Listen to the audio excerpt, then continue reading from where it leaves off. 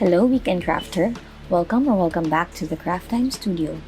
I'm Ange, and for today, I want to show you how I made this floral spring slab using a single cutter. It might look complicated, but it's actually a very easy slab to make. But before I proceed, if you haven't yet, do consider liking and subscribing to the Craft Time Studio. If you watched last week's video, I actually gave a sneak peek of the slab when I shared my spring colors. If you missed my color recipes, I'll share the link above. If you're new here to my channel, let me preface this tutorial by reminding you to clean your mat before starting on any project.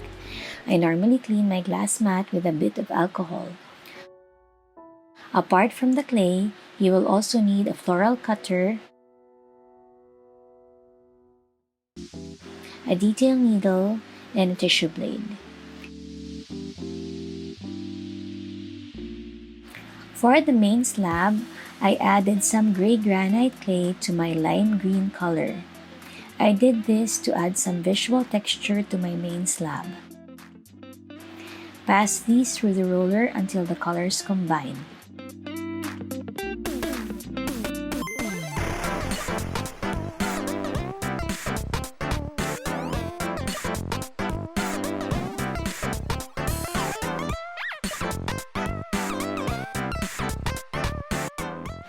Then, roll out the clay into the number 4 setting. To amp up the texture, I got some medium grit sandpaper and pressed it on the slab. I couldn't find my manual roller, so I just pressed it lightly with my fingers going in a circular motion.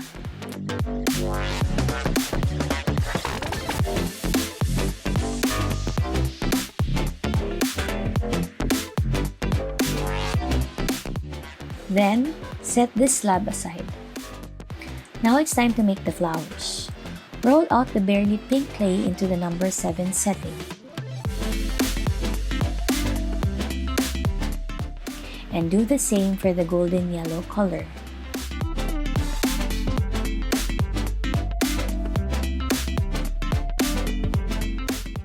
Get the floral puncher and punch out a couple of flower shapes on each of the colors. By the way, these floral punchers are available at createalong.com. I'll place a link in the description so that you can find it. I realized that when I do all the cuttings first, my workflow is more organized.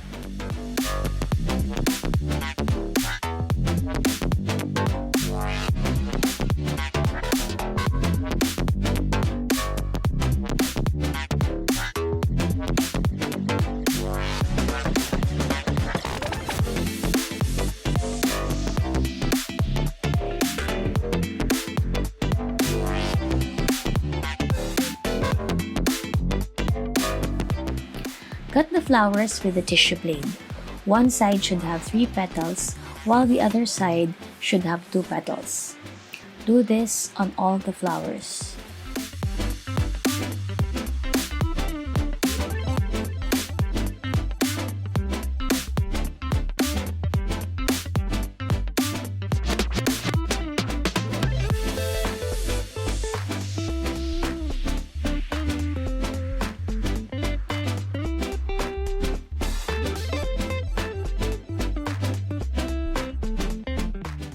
Now, I got some mica powder and I added some shine to the 3-petaled part. This gives the bottom layer of the golden yellow a lighter shade. I do this before I attach the petals to the slab because I don't want any of the mica to get on my slab.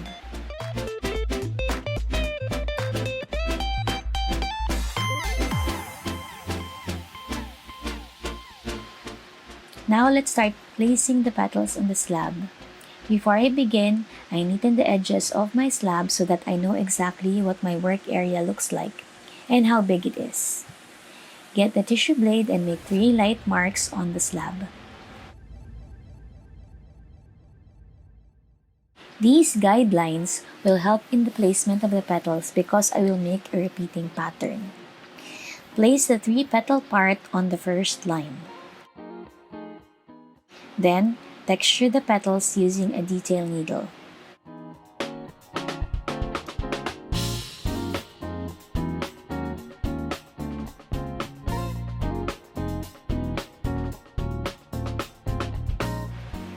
Now, get the 2 petals and place it on top of the 3 petals.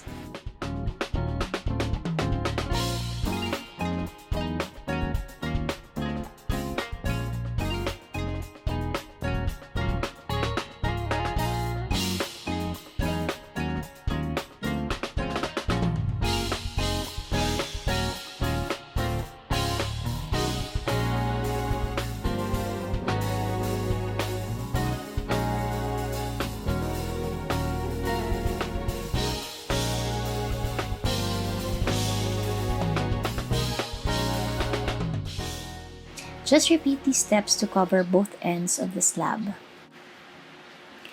Next, let's do the pink flowers.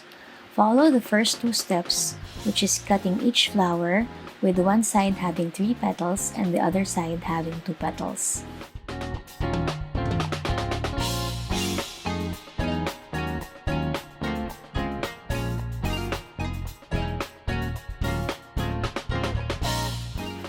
Again, let's add some shine to the 3-petal part by dusting it with some mica.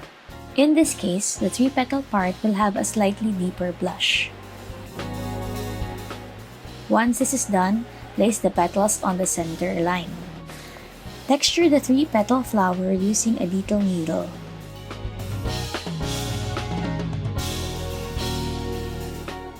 Then, layer it with the 2-petal flower.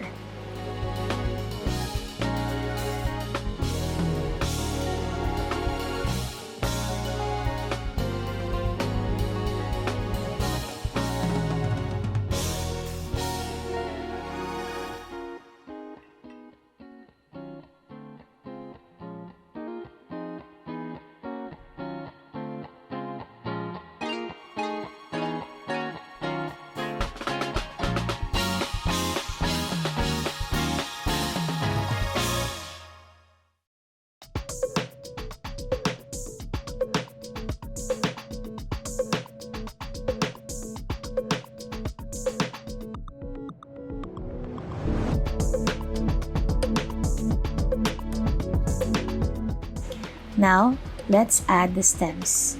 You can roll the logs manually, or you can also use an extruder. Place the stems in between each flower and cut the excess using the blade.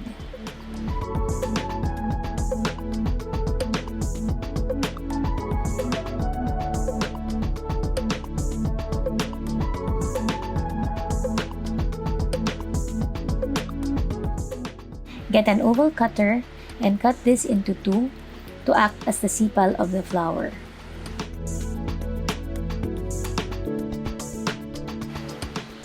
Attach these to the bottom of each flower.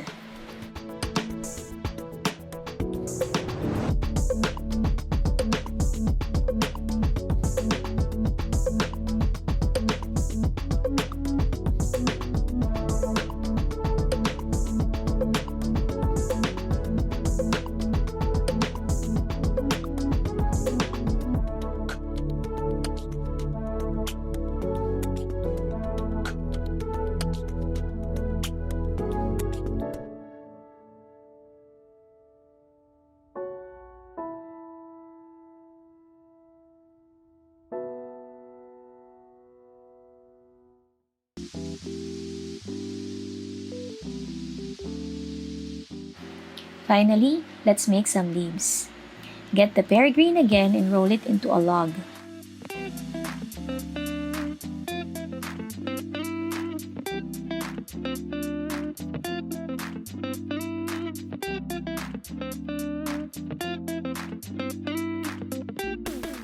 Once it is rolled out, roll it again, but now into some gold foil.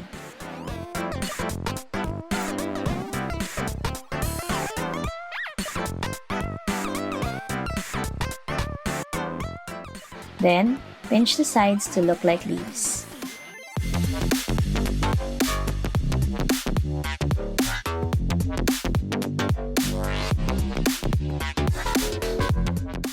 Make thin slices of this log and place on the stems of the flowers. Use the detail needle to add a vein on each leaf. Each leaf should have these wonderful thin edges of gold leaf. It's hard to see on cam, but up close, these small touches really do add a certain kind of elegance to the slab.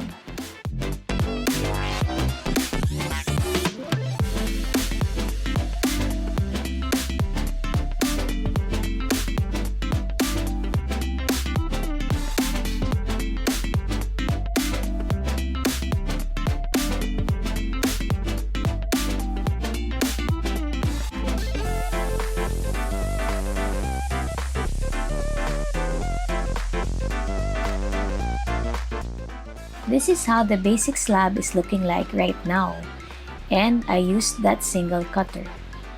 You can just fill in the gaps with more leaves. But I wanted to go extra, so I added smaller petals in between. For this part, I just didn't layer the petals.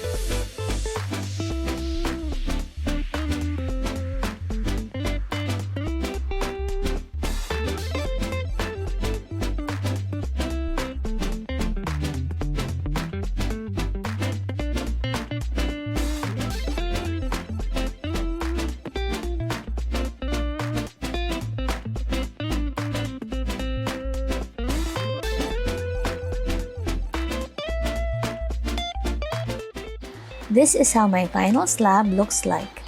I am very much obsessed and pleased that something like this can be done with just one cutter. I hope that you liked watching my process. And do click the like button if you like this video or leave a comment down below. Have a crafty weekend. Bye!